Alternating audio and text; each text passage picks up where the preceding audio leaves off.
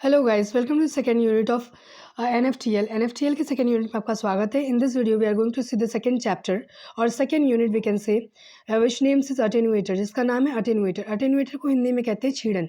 ठीक है, तो जैसे किसी भी, मान लीजिए कोई ट्रांसमिशन इक्विपमेंट्स है, it becomes necessary to ensure that the signal strength, current और वोल्टेज इज नीदर, मतलब ये बहुत ही ज़्यादा नेसेसरी होता है कि कोई भी करंट और वोल्टेज किसी भी सिग्नल, किसी भी ट्रांसमिशन में ना तो बहुत ज़्यादा रहे ना तो बहुत कम रहे।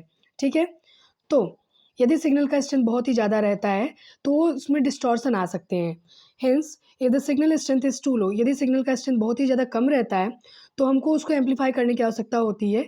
हम लोग सिग्नल को एम्पलीफाई करने के लिए, अर्थात सिग्नल के स्ट्रेंथ को बढ़ाने के लिए एम्पलीफायर का यूज़ करते हैं।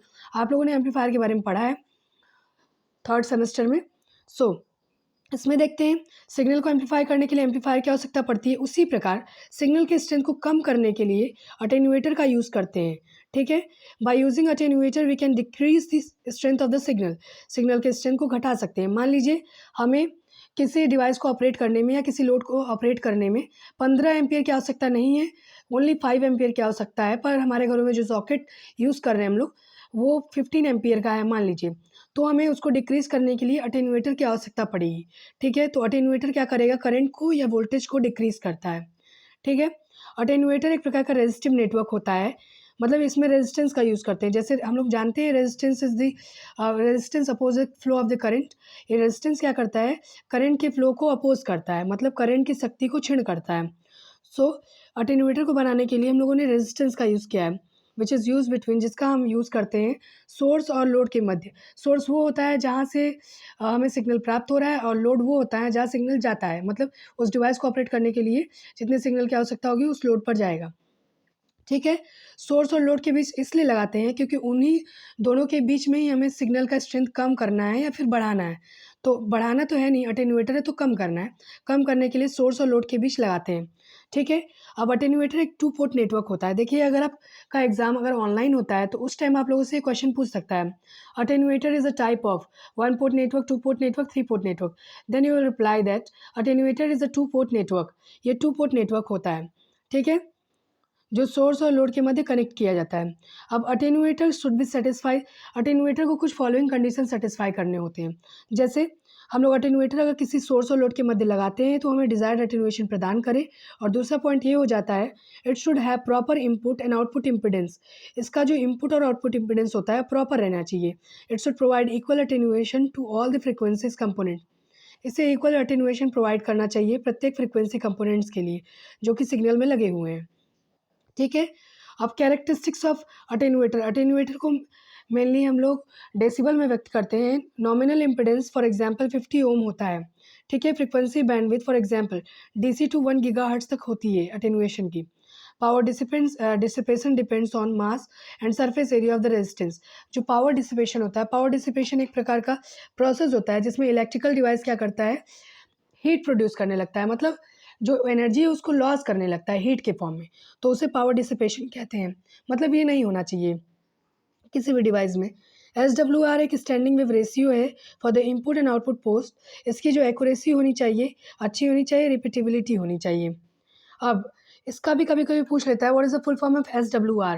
Standing wave ratio is a measure of impedance matching of the load to the characteristics impedance of a transmission line. Unit of attenuation, अब अटेन्यूएटर्स का यूनिट देख लेते हैं। अटेन्यूएटर का यूनिट बहुत सारा हो सकता है, जैसे बेल हो सकता है, डेसिबल हो सकता है, नेपर्स हो सकता है। सो मेनली अगर मान लीजिए ऑप्शनल में पूछता है what is the unit of attenuator, और ये ऑप्शन दिया रहता है बेल, डेसिबल, नेपर्स और all of the above, then you have to tick that option all of the above. ठीक है, पर बुक में मेनली बुक में दिया हुआ है डेसिबल के बारे में, तो आप नेपर्स और डेसिबल बेल के बारे में जानते ही नहीं, तो आप लोग डेसिबल लगा के चले आएंगे तो वो गलत हो जाएगा। वो सही है, पर अगर ये ऑप्शन दिया रहेगा तो इसको भी लगाना है। ठीक है, attenuator D is equal to, decibel में अगर व्यक्त करना है तो D is equal to 10 log base 10 PS upon PR होता है, जहाँ पर जो PS होता है पावर एंटरिंग द नेटवर्क और power at this sending port, मतलब जो हम लोग पावर सेंडिंग पोर्ट पे दे रहे हैं या फिर सोर्स को दे रहे हैं तो उसे PS मान लेते हैं, और जहाँ से रिसीव हो रहा है लोड, जिसको रिसीव कर रहा है उसे मान लेते हैं रिसीविंग एंड। ठीक है, अगर अटेन्यूएशन को हम लोग नेपर्स में दिखाते हैं तो अल्फा, नेपर्स को अल्फा से डिनोट करते हैं, और alpha is equal to 1/2 log EPS upon PR हो जाता है। अब देखिए, एक बहुत ही ज़्यादा इम्पोर्टेंट क्वेश्चन आता है, attenuation in nepers, attenuation in dB and attenuation in nepers. ये मल्टीपल चॉइस क्वेश्चन में आता ही आता है, बहुत ही इंपॉर्टेंट है। अगर मान लीजिए आपका ऑनलाइन एग्जाम होता है तब उसके केस में, अगर ऑफलाइन भी होता है तो अगर मान लीजिए कि पूछता है अटेनुएटर्स का यूनिट बताइए, तो आपको ये मेंशन जरूर करना पड़ेगा। Attenuation in dB is equal to 8.686 into attenuation in nepers, attenuation in nepers is equal to 0.115 attenuation in dB. अब क्लासिफिकेशन ऑफ अटेनुएटर्स देख लेते हैं। देखिए, अटेनुएटर नेटवर्क्स जो होते हैं वो सिमेट्रिकल और असिमेट्रिकल हो सकते हैं। जैसे कि हम लोग नेटवर्क्स के बारे में पढ़े थे, तो नेटवर्क जो था वो सिमेट्रिकल असिमेट्रिकल था। तो उसी तरीके से ये जो अटेनुएटर्स होते हैं ये भी सिमेट्रिकल असिमेट्रिकल हो सकते हैं। इसके भी बहुत सारे शेप हो सकते हैं, जैसे T shape, pi shape, L shape. It can also be in the form of bridge, ये भी ब्रिज के फॉर्म में हो सकता है। इसका जो मेन पॉइंट है यहाँ पे एम्फेसाइज किया गया है, ये नेटवर्क से किस प्रकार भिन्न है, क्योंकि यहाँ पे हम लोग रेजिस्टेंस का यूज़ करते हैं और नेटवर्क में हम लोग इम्पिडेंस का यूज़ करते थे। सो ये नेटवर्क से बस इसी प्रकार भिन्न है। And thanks for watching. Do subscribe my channel and please share this video in your friends group. It will help them. And अगर आपको मेरा टेलीग्राम चैनल ज्वाइन करना है, वहाँ पे सारे बुक का पीडीएफ दिया हुआ है।